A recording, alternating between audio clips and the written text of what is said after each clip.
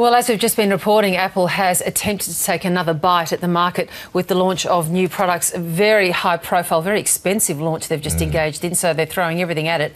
Technology journalist Josh Taylor was watching the big reveal this morning and joins us now from Sydney. Josh, good morning. This is a real do or die fight, isn't it? Because Samsung really is the market leader here, and Apple's launching a very big attempt to try and take some market back. Yeah, definitely. A lot of the announcements that we've seen today are stuff that Samsung was already doing in the marketplace, and not only Samsung, but you've got other players like HTC, Microsoft with the Nokia phone. So Apple is essentially just at this point trying to keep up. Yeah, look, it's interesting that keep up. Noel Yates was saying that, you know, it's a company that does its market research very well, but clearly it missed the whole move to the larger format phone that many consumers prefer. Yeah, I think it was something that they'd resisted for quite a while, and they've obviously seen the way the market's moving and people are moving towards a larger phone, but they need to also get it to a point where you're not essentially replacing the iPad mini, which is like the next largest size up from the 5.5-inch screen that we've got on the new iPhone that's coming out next week. So look, we're looking at images of that new product, that key new product they've just launched, which is the smartphone, the Apple Watch. Will consumers really want to walk around with a Dick Tracy style watch on their wrist, do you think? Oh, I've already got a smartwatch myself, and I think it's something that people are gravitating towards. Samsung obviously had their Galaxy Gear out for quite a while. So look, what does a smartwatch give you that a watch doesn't?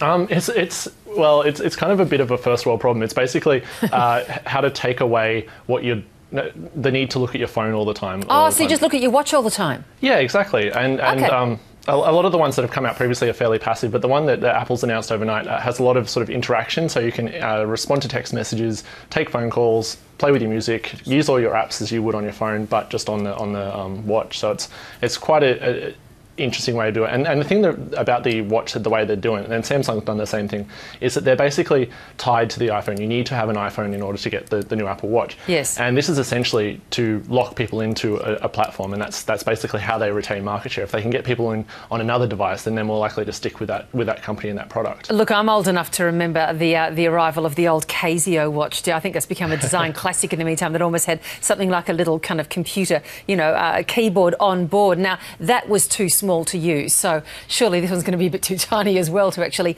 apply your eye to all day long. Yeah, it's got a fairly good res, and I think one of the things they point out is that on the touch screen, you're not actually expected to use pinch to zoom on your watch and everything like that. They actually have like a little wheel to actually do that, so right. You're not actually touching the screen as much as you would need to, which would basically render the screen useless. Look, this move though into e-commerce is really interesting, and this is one of the most competitive new areas, isn't it? Because the credit card companies have been very clever about trying to move us all to the pay wave rather than having to make much more of a considered choice when it comes to purchases. So how does Apple propose to move into that area? Yeah, so they've got this thing called Apple Pay, which is essentially uses what they call near-field communications chip in the phone and in the watch that will basically work like your PayWave or your PayPass on your credit cards do today.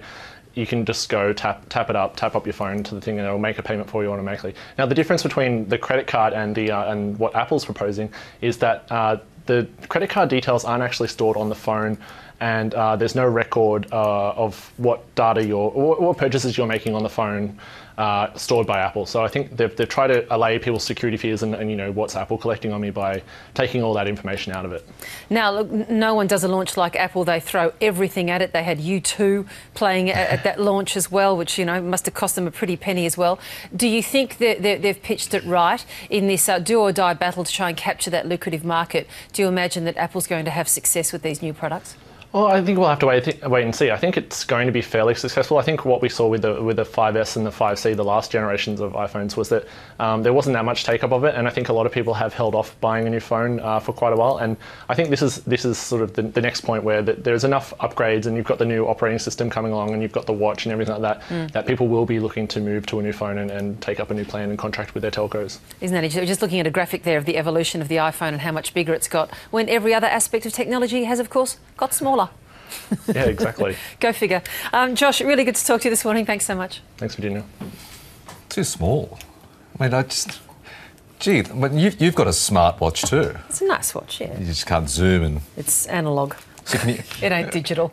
You have to wind my what do you watch. reckon, Pico? A You have to point wind it. where you can actually get to making phone calls, as Virginia says, Dick Tracy style? On Hello. That'd be the only reason I'd use it. But you would have to see the person's face on the watch for me to actually buy it. Your FaceTime. Yeah. I don't mind the idea of looking at,